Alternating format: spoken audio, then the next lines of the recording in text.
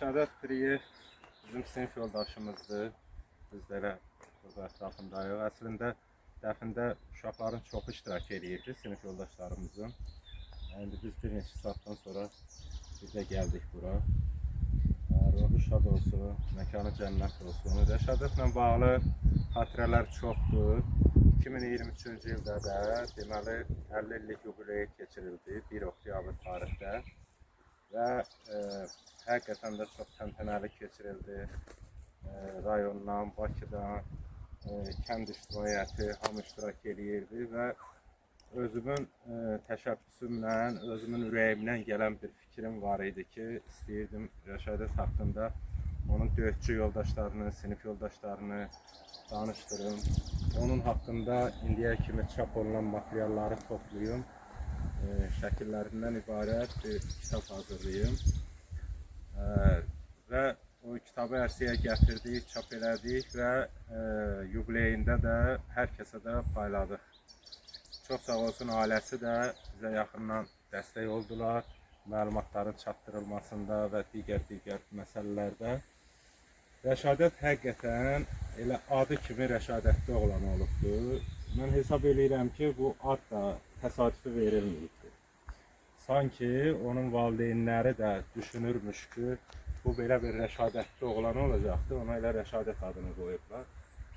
Orada mən belə bir cümlə də işlətmişdim, hətta onu kitabın cildinə də salmışdım ki, əziz sinif yoldaşım Rəşadət, sən döyüşlərdə öz qəhrəmanlığınla rəşadət göstərib, öz Rəşadət adını təsdiqlədin. Həqiqətən də sən rəşadətli Rəşadət oldun. Və kitabın da adını elə qoymuşduq. Elmir də, Murad da öz xatirələrini danışıblar. Orada vermişik hamısını, rəşadətli Rəşadət. Dünənləri sinif yoldaşımız Mətanət, elə biz bir yerdə gəlirdik, onun yoldaşı Əbülfətlə. Mənə dedi ki, Narad, mən o vaxt xatirə dəftəri tutmuşdum. Sinif yoldaşlarımız hamısı orada öz ürək sözlərini yazmışdılar. Orada Rəşadətin də qeydləri var. Akşam evə çatandan sonra mənə çəkdi, onun şəklini göndərdi. Baxıram ki, Rəşadət orada yazır ki, ən xoşuma gələn gül qərənfildir. Yəni, indi fikir verin. Hələ biz orta məktəbdə oxuyanda Rəşadət düşünür ki, mənim ən xoşuma gələn gül qərənfildir. Və qərənfil də şəhidliyin rəmzidir. Bugün, yəni şəhidləri qərənfilsiz təsəvvür etmək mümkün deyil. Qərənfil adı gələndə şəhid yada düşür, şəhid adı çəkiləndə belə ilk öncə qərənfil yada düşür ki, onları məzar üzərinə qoyulmağa ən yaxşı gül elə qərənfildir. Görünür ki, özünün, ailəsinin bilirlərmiş ki, bu belə bir oğlan olacaqdır və belə bir döyüşçü olacaqdır. Və mən onun döyüşçü yoldaşlarını danışdırmışam. Moskvadan belə, Bərdədən belə, Bakıdan, Gəncədən belə. Hamısı çox sevə-sevə onun haqqında danışıblar. Misal üçün, Moskvada yaşayan İnqilab deyirdi ki, Rəşadət batalyonda seçilirdi. Nəyə görə? Yəni, o zaman bilirsiniz, 92-ci il, 93-cü il, 94-cü ildə ordumuz indiki kimi səlqə-səhmanlı deyildi, qarışıqlıq var idi. Hərəsi, belə deyək də, hərə bir paltar geyinirdi. Hətta biri krasovkada gedirdi, biri nə bilim, ev paltarında gedirdi belə. Amma Rəşadətə deyir, biz xüsusi balət eləyirdik ki, bu adam nə qədər səlqəni geyinir, başına bresko qoyur, ondan sonra bu boynunda deyir, paçifkası həmişə tərtəmiz. Patinkasına deyir, biz baxırdıq, onu hər gün təmizləyirdi, hər gün muazlayırdı. İndi onun bir şəkili var, kresloda oturub Bərdədə o məişət evində çəkdirdiyi şəkil. Və dönə-dönə də o şəkilə biz həmişə baxırıq. Həqiqətən də elə şəkildə də görünür ki, geyimi həmişə səliqəli, patinkası, çəkməsi, ondan sonra əynindəki hərbi paltarı. Və komandiri Gəray müəllim də həmişə deyirdi ki, onun da xatirələrini vermişəm kitabda, deyir ki, demək, Rəşadəti biz hansı əməliyyata göndərmişiksə, deyir, əvvəla təklif edirdik ki, bu əməliyyata kim gedir?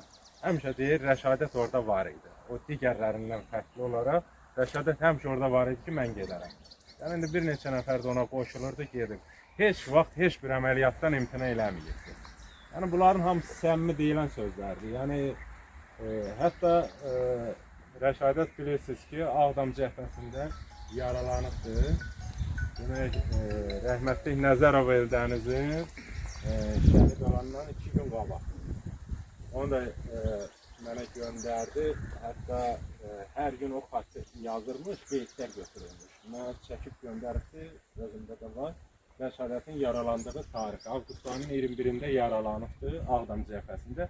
Və hətta həmin yaralara görə, yəni kifayət qədər ağır yaralar olduğuna görə ordudan da tərxis olunubdur.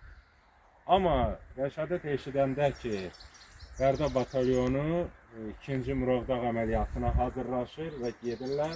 Hətta Göygöl rayonunda toplanırlar. Onda Doğanada bəli. Onda Rəşadət özü könüllü olaraq gedir ki, mənim qardaşlarım o döyüşə gedirsə, mən də gedirəm. Mən eləmin vaxt görüşmüşdüm. Bax, Əlxan Nagil'in evinin Bəli, o yaralı olanda danışmışam, evdə danışdım. Sarıqlıydı, dedi, mən nəyə gedirəm? Yəni, Rəşadət həmişə, eləcə də digər şəhidlərimiz, bilirsiniz ki, bizim sinifimizdən 6 şəhid olubdur. Və bəlkə də Azərbaycanda elə bir sinif yoxdur ki, bir sinifdən 6 şəhid olsun. Onlardan 3-ü itkin idi. Meyti, Ziya və Rəşadət. Çox şükürlər olsun bu günə ki, Rəşadət tapıldı və dəfn olundu doğulduğu torpaqda.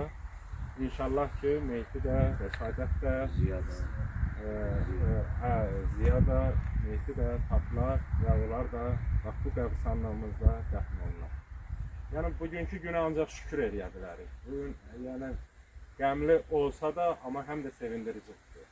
Yəni, belə. Həmişə də yaddaşımızda olacaq, həmişə xatırlanacaq. Doğum günündə, anım günündə, dəfn günündə. Yəni, şəhidlər unudulmaz, heç nə. Bu qədər, çox sağ olun. Allah rəhmət eləsin Araz Yaquboğlu. Təşəkkürlər həqiqətən də.